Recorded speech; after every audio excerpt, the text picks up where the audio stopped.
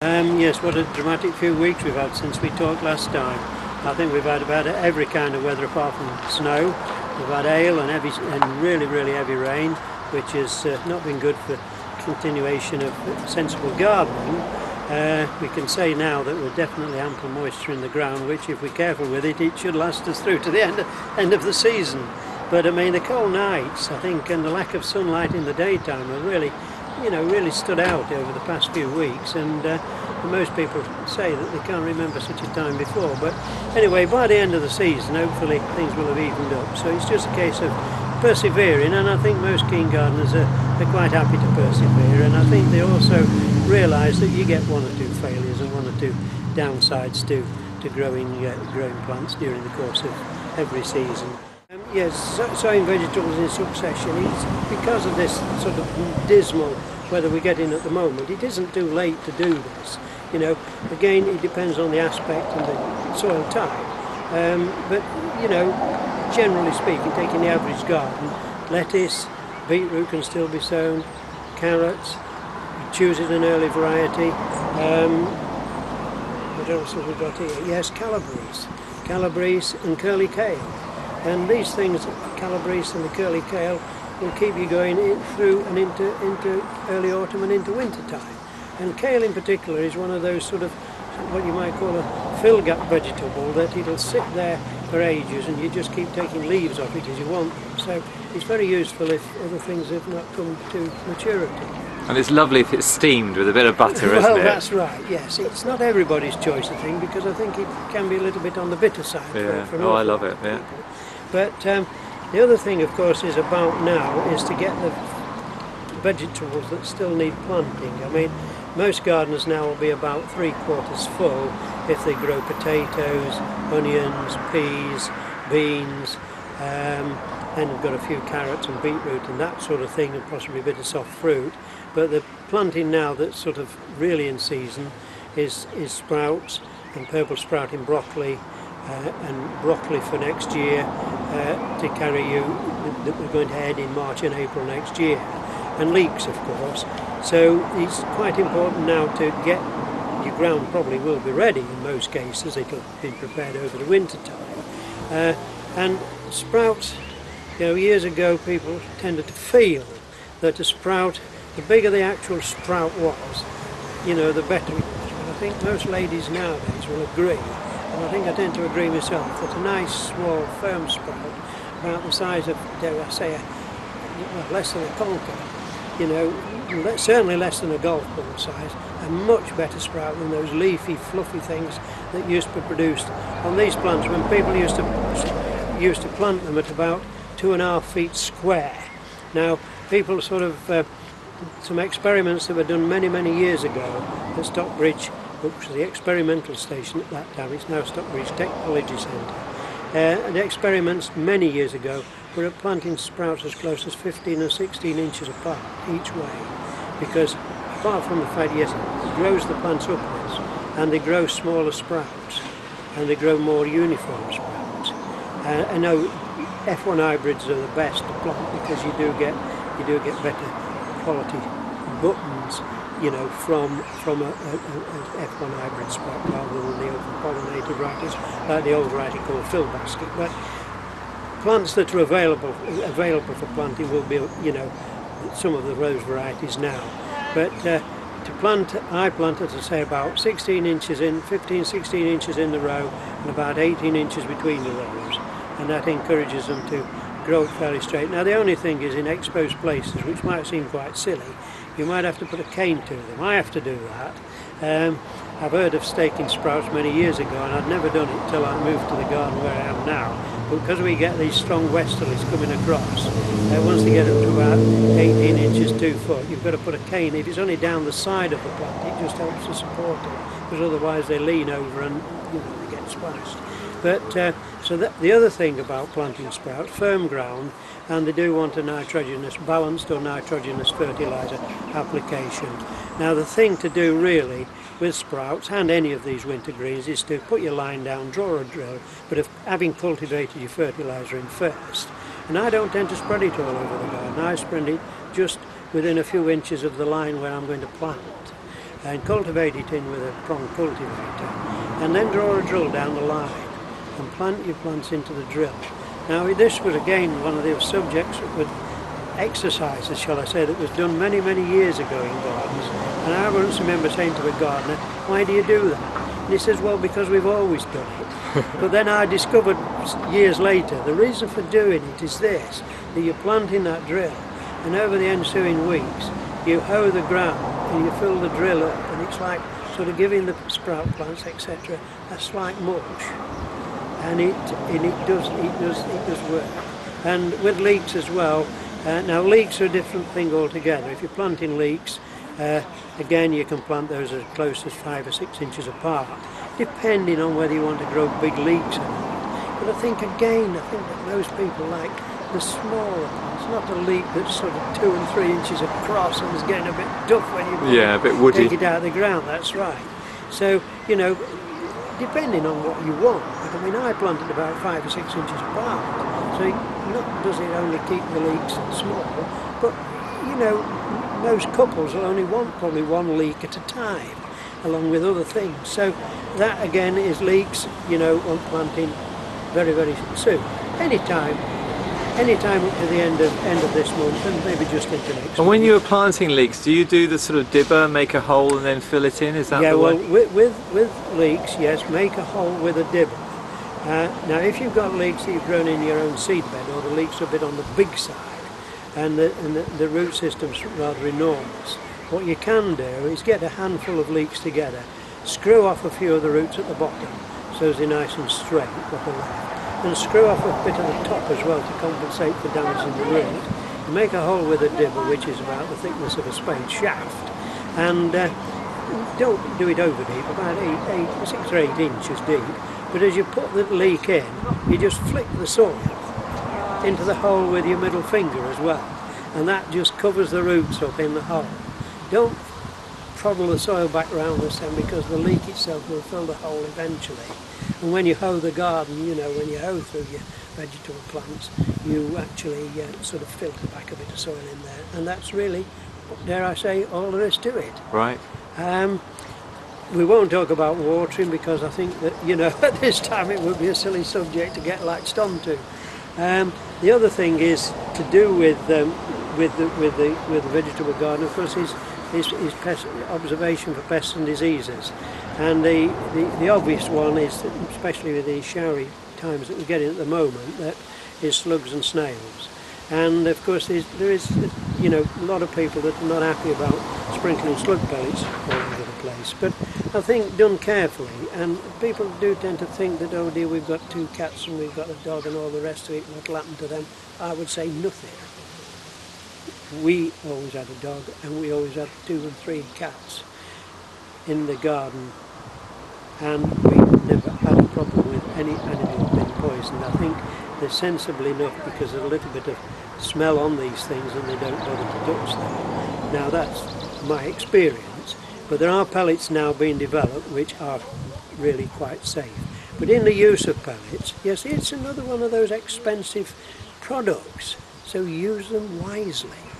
Don't say, oh God, yes, it's going to be a bad slug night, it's going to be a bad slug day tomorrow, all the humidity, I'll go and put a lot of pellets. That is a waste, because if you get thunderstorms, it just weakens the effectiveness of the pellets. Just put a light sprinkling on, and then do it again and look again in a few days' time.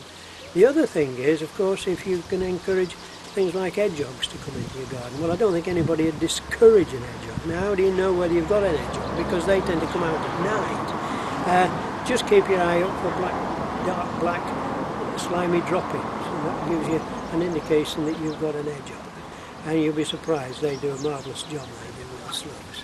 Now, the other way that I have with the slugs, which is probably never heard of by anybody else, I have this short stick about as long as a walking stick, and I go out at sort of when it's just about going dusk on a humid night. I mean, there's been a shower of rain and it's damp and it's warm, and after a while you can actually get very accurate with knobbling them on the head and just push them to one side, and you'll be surprised, and I've been surprised. I've gone out after I've nobbled about 20 or 30 of these things, and they've disappeared next morning. think probably the hedgehog's been round and he's got his food already made. The word's got around amongst us. The word's got around, that's right. But I find that great because when I first went to this cottage garden, I mean, there were snails on every stone you lifted up, just like barnacles, there were many. But I've gone out and knocked as many as 120 and more in one fell swoop at night. But we get in on top of them, but they're always breeding with this damp weather. They're on the go all the time, they're increasing all the time. So that's the other thing which will, pea and bean weevil, it's not a major pest, but if you look at peas and beans, it's like as though something's pecked a lump out of the edges of the leaves. And it's not a major problem, but keep your eye open if it gets very, very bad. Another subject that was very... What would you do with that though? What's the way you've to got do? to spray with something, unless you want to be so meticulous and go there and pinch the blessed. What do they look like? It's just a very hard little beak, a little black beak. So, right. It's not a major pest. Another pest that is major, of course, is the butterflies.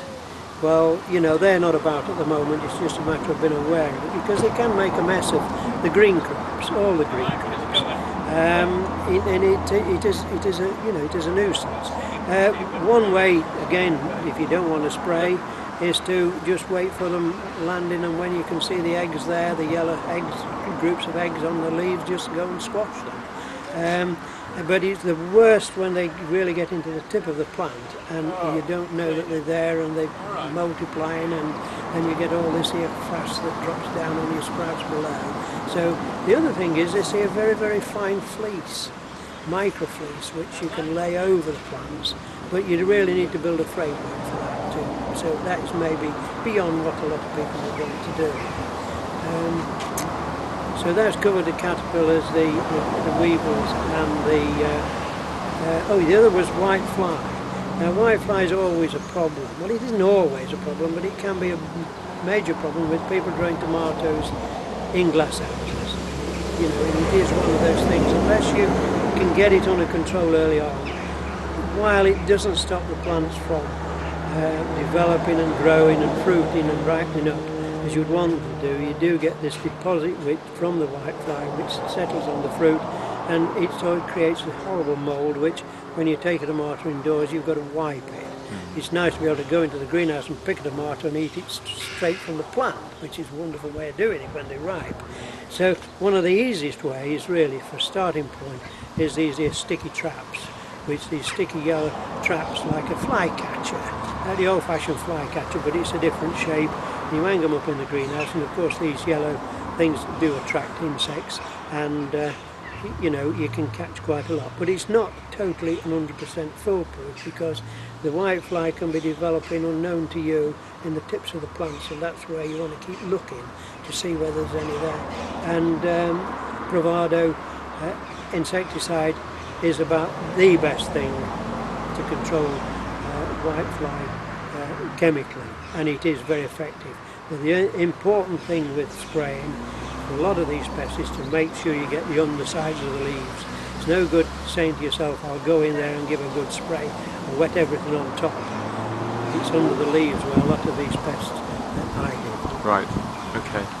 Is it a particularly, do you think, with all this rain, that we'll have more problems with a particular, I mean obviously slugs and snails love it at the moment, but do you think with this kind of cold, wet, early summer, it will be indicative of a particular problem that we're going to face? It's very difficult to say, because I think that every year one pest is more prominent than another, and so until it happens you don't know which one is. Be prepared. Be prepared, that's right. Keep a look out, you've got to keep a look out. Yeah. That's right. Yeah. Weed control in your vegetable plot, and I'm emphasising quite a lot on the vegetables, because I think we've looked at over the weeks to ornamental plants, which are quite important to every garden and to most gardens, but I think the vegetable plot is, something that people can soon lose interest in. And it's a well-known fact that people who've been queuing up for allotments, think this is a wonderful idea, and they go in there and have 2 years at it and find that everything goes wrong because they get all the pests, they get all the weeds and all the rest of it. It's not just a labour of love, it's an absolutely total chore, and they drop out. So you don't want people to drop out. They've gone to the effort of to get started on vegetable it. So trying to keep the weeds down, best we've mentioned. And there's three ways of really controlling weeds, and one is hand-weeding if you've got so much of it, and also hoeing with what we call a Dutch hoe, which is a shovel. People often call them shovels, but it's a Dutch hoe. And but to do that, you need to be doing it under good weather conditions when the soil surface is quite dry. Otherwise, you'll chip the weeds off, but given an overnight sort of humid night, a lot of them will start to take again. So you really want to be doing it as early in the day as possible when the soil conditions are right, so that by night time most of them are beyond the stage of recovery. Right. There will be cases where, like amongst onions, you've got to be careful that you don't catch the onions, so you may have to walk through like onion patches. I mean, I even walk through my potatoes before I earth them up with the soil, you know, just to take away any of the bigger weeds rather than trying to cover them up, which was probably, you know, not easy if you've got a lot of big weeds. So go through and pull the big weeds out first, but and with chickweed, as well as other weeds, but chickweed is a particularly difficult one to hand weed, because you think you're pulling it out and then all of a sudden it snaps off at soil level, and that's just like pruning it, and then within 2 weeks it'll have grown up again. So do make sure you pull weeds out, not pull them off. You know, they're mostly annual weeds these, and we are really talking about annual weeds. So there's groundsel, there's chickweed, there's a bit of annual meadowgrass occasionally, and a few other things, even like some of the speedwells, bird eye. You get that in some vegetable gardens. But generally speaking, you know, it's not a difficult job, and it's also very interesting to note. And I experienced this many years ago with my father, because he had so much garden, and we never seemed to be able to keep on top of it. And I had this inkling, or I'd acquired this know-how to, look, Dad, you know, don't let's wait till we've got to hand weed through those beetroot. Get the hoe down between the rows.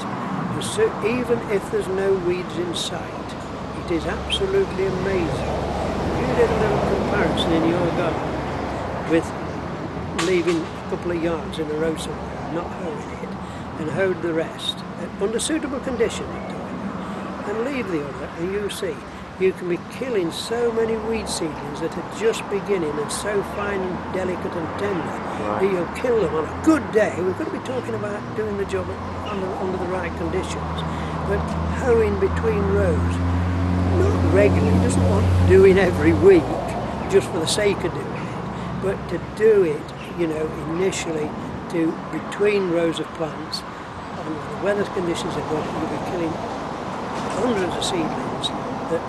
Tree ties. I think we've probably covered vegetables and various other things. I'd just like to mention about people who've planted trees over the last year or two. Have you been and inspected the tree tie? Is it still holding the tree to the stake if needs be? Or is it strangling the tree also? You know, this is something that people do tend to forget, and it's quite important to go around and check these trees, and it would be timely to do it now because everything's expanding so quickly. Whatever you use, whether it's a tree tie, a rose tie for a standard rose, or even tarred string as a support to the stake, you need to leave sufficient space for the expansion of that stem during the current growing season, and at least the amount is what the space and the size of your index finger between the plant and the stake. If that's the amount, that'll suffice until next year. The disadvantage of not checking these ties, and if they get too tight, you say, oh well, it must be time to take it off. You can take it off, but if it's cut into the bark, it's created a weak point, and most stems of trees never grow out of that initial damage, and it's always a weak point.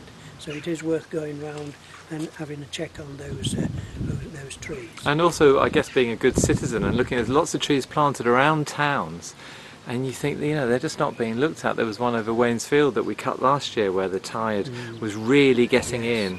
Yeah, it is sad when this happens. I mean, and it does. You see, a lot of these initial plantings are done all in good faith, shall we say. Yeah. But it's a continuous maintenance, and not only, I know I was talking specifically about tree ties because of the damage to the stem, but another thing is to get the trees and the like away in open situations like roadsides or around playing fields and places like that, is to control whatever herbage is growing at the base of it, either with a mulch or a careful spray of glyphosate around the base, just to stop, you know, the competition, and plants do benefit from that. I'd like to look at a few plants with specific names, like names that, can we have a look at them? Yeah, let's go and have a look.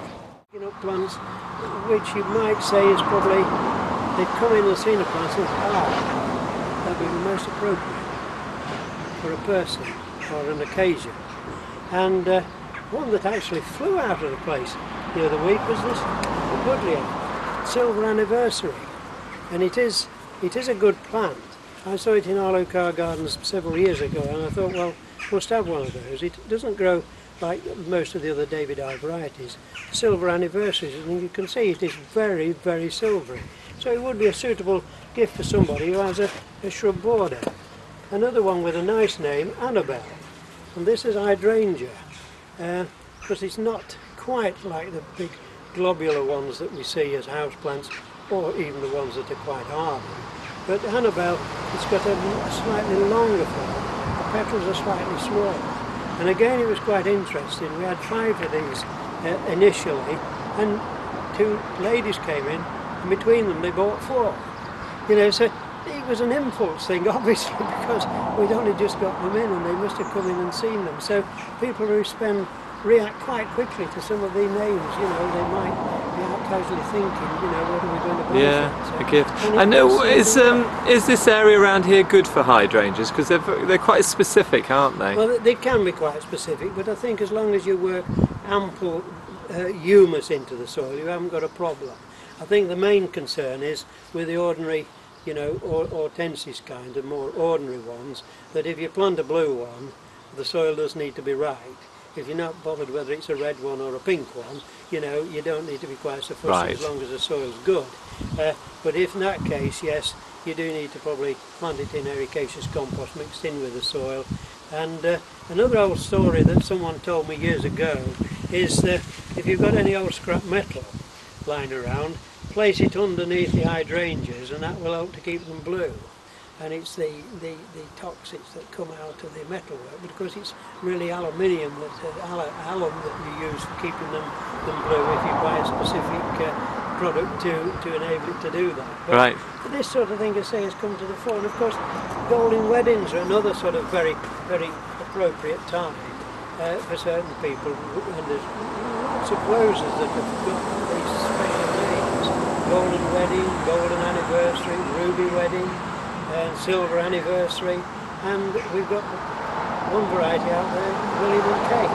So that again was introduced last year or the year before, and again, for some people, you know, it can be sort of a must-have one. Yeah. Lawns were another subject that I was going to talk about, because people, again, a lot of people want a lawn that looks like a bowling green. Well, I personally don't want to achieve a lawn that looks like a bowling green. I don't want it totally shrouded with moss or large plantings and dandelions growing in it. I think that it's trying to strike the balance between the two, really. But if you've got a lawn that isn't looking brilliant at the moment, it's got a bit of moss in it, it's got a few weeds in it, and the colour of the grass is a bit on the paler side, give it a feed. But there are plenty of feeds available here for lawn maintenance and lawn improvement, and it is useful and it's important to follow the instructions very carefully. It's not the right thing to go tip this stuff out of the packet into a bucket and go and spread it by hand and say, well, that'll do, let's hope it rains and it washes it in. Measure your lawn reasonably accurately and weigh out what the amount you want into a separate container, and spread it. If you're doing it by hand, if you have a small area and you're doing it by hand, I use a plant pot and just keep the bung down on the plant pot, and I just sprinkle it carefully out of the plant pot. But I don't just go lengthwise up the lawn, I save half of it to go crosswise. So therefore you're getting more even coverage. Right. And at the end of that, I also get the garden rake, but turn it over. Not with the prongs downwards, but with the back on the lawn, and just push it backwards and forwards, moving backwards, and it helps to spread it around within the sward of the lawn and get it into contact with the moss. And again, follow the instructions, because if we don't get any rain within a day or two, I think in most cases it suggests that you water it. Right. The other thing is that with dews overnight and bits of damp into rain, until it's got worked in, don't water. Because otherwise you'll see within a day or two where you've been, and then that could spoil the look of the lawn for another week or two. So it's like it is with, you know, all these insecticides and feeds. These instructions have not been put in a packet just for the sake of something to write. You know, put them reasonably closely, you know, for the best results, and the economics as well. You know, there's quite a lot of people with these kinds of things saying, oh, well, give it a double dose. You know, it'll make it grow quicker, it'll kill the moss quicker. But it isn't like that. You've got to be reasonably accurate with these things. I mean, you know, trials are done all the time with these things, and so it's quite important. Making garden compost, I mean, over the many years with people that lived in villages and had allotments have got the general access to a load of manure from the local farmer, which usually was sufficient. But in quite now for the last 25 or 30 years, people have gone more into compost making because farms have not been quite so keen to let you have a load of manure, or because they had to put it on their own land to benefit their own crops.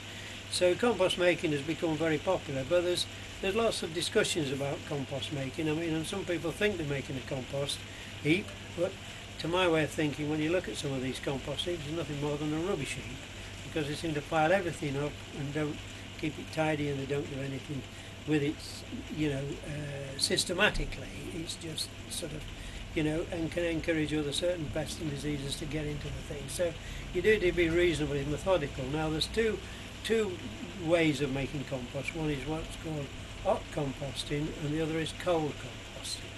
And I think the second one is the one that most people will adapt. The former one, the hot composting, you've probably seen these composting, it's not a machine, but it's a rumble, a bit like a cement mixer, where you put in various waste material, whether it's kitchen waste, lawn mowings, leaves, straw, whatever, in small quantities, and turn it every 2 or 3 days, and that in itself keeps introducing oxygen to the mix, and it generates heat, and it breaks down more quickly. So that's where the hot composting comes from. Now the cold composting is really just putting various waste materials in a compost heap. You don't have to buy a special compost bin. You don't have to spend vast amounts of money on timber to make one. Mine is 6 stakes driven in. It's about a metre wide and 2 metres long, and wire netting around the outside. And that is my compost. But I use lawn mowings, put leaves in, but I only use my compost alternate years. So next winter I shall take the top off some of it what I've made this year, put it on one side, put what's in the bottom on the garden, put that bit of latest stuff back in the bottom, and then build on top again.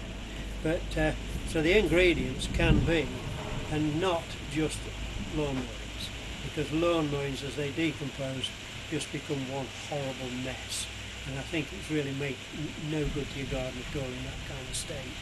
For timely to mention compost making, because it is an ongoing thing, but people are now starting to cut hedges, prune back some herbaceous plants that have gone out of flower. And what I mean by edge clippings, I don't mean things as thick as, you know, as your index finger, but the normal clippings, which might be up to 1/4 of an inch or even 1/2 an inch possibly if it's nice and soft, off beech, yew, mixed edges and all the rest of it. And mix it, privet's a good one because it's very succulent, but any of those soft edgy materials mixed, because from the woody part, that gives you the carbon content of your compost heap. The other is basically mostly nitrogen. So it's trying to try and create the balance between the two. But I mean, my wife is very diligent that she has a little plastic thing on the front of the draining bed where we put tea bags, eggshells, and all that sort of stuff. Vegetable peelings, Vegetable peelings. She has a bag which she puts all that in, and then when it's getting nicely full, I take it down, put it on the compost heap. If I'm not mowing lawns that day, I'll probably scoop some of the top off, bury it, spread it out evenly. Don't put it in a great horrible lump. Spread it out, put some of the mowings on top of whatever I've had on the compost heap a day or two before, and cover it up. Two reasons for that. One is to encourage it to start to decompose, but the other is to discourage vermin, like probably rats and that, going foraging about in the compost. So when you say cover it up, is that like a piece of old carpet? Oh, or well, no, you can do that. No, what I was meaning, covering up the kitchen waste. Oh, I see. With something that's already on the compost heap there. Right. And I mean, even bedding plants, pansies and primroses and various other things that I've pulled out of my winter pots. I put them in a heap at the side of the compost heap, and when I mow my lawn, I run my mower over the top of that as well, and it mashes it all up, and that all goes in the compost heap. Right. And it is amazing the amount of heat it does generate. So if it will generate heat, it's doing a good job. Yeah. So it is quite important to get a good mix. And some people will say, you know, it needs turning. Well, I found it doesn't need turning. As long as it decomposes within the time scale by the time you want to use it, which is generally coming into autumn time and winter when you want to probably start digging again. It's perfectly okay because it's bulky organic manure. And the worms, if you should have some worms in there turning it as well, shouldn't you? That is again a very good point, because initially when I first built this compost, I was trying to be a bit over tidy minded in the garden, and I put it on the edges of some Leylandia, under the edge of the hanging over branches, and I could never understand why there was no worms coming the bottom. So I did move it 2 years ago. Oh, and the amount of worms, because it's now on a moist soil base.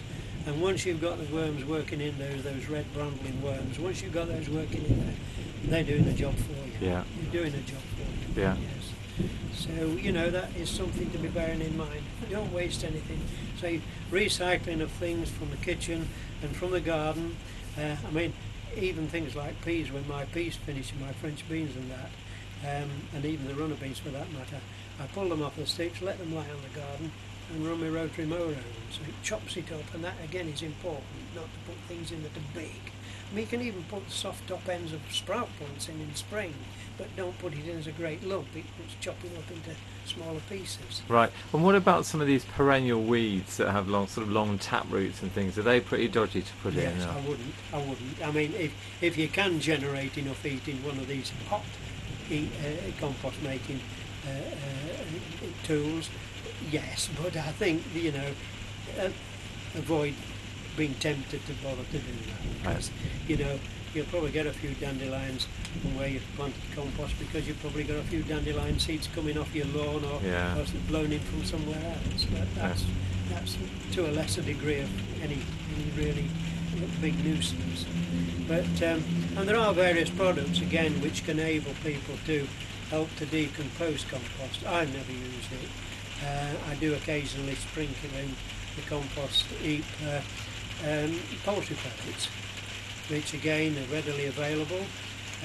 Not a vast amount, but it does help to enrich that compost and help to partly decompose it because of the nitrogen that's in there. And if you've got a wood burning stove or something like that at home, can you put ash in there as well? Oh, good grief, yes. Even again, I'm a great one, as Jill will probably know. She sees smoke at the bottom of my garden every 3 or 4 weeks, because to cut a long story short, you probably don't want to publish this, but I very rarely use my brown bin. Yeah. Because I either compost material waste from the garden, or I burn it. And then the ash, I sometimes spread it around under my trees at the bottom, shrubs at the bottom of the garden, otherwise I'll probably sprinkle it on the composting. Right. No harm at all. Yeah. No harm at all. Excellent.